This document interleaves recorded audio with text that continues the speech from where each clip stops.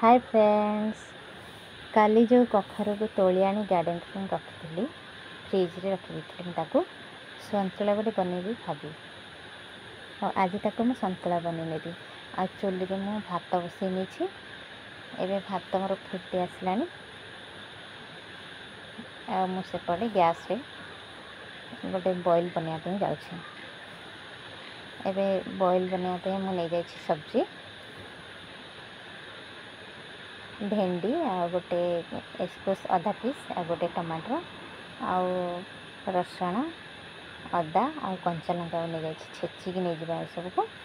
आउ पनीपरिया को काटिक नवा तापर मैं गैस रे पानी गरम कर अदा रसुण छेचा को दे गरम कर से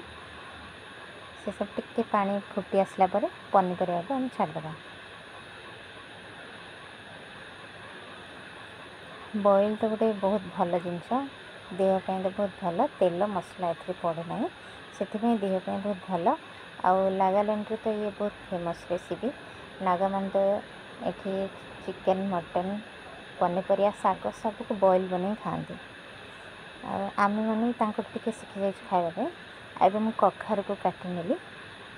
एबे कखारू को काटी नहीं कड़े बसईदेवा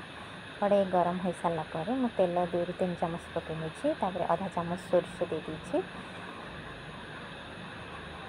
कंचा लंका और सुखा लंका भी मैं भाजी नेली कखारू काटी रखा दे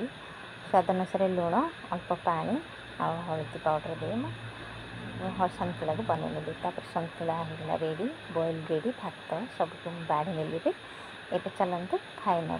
रही जय जगन्नाथ भिडियोटी भल लगी गोटे लाइक एंड सब्सक्राइब।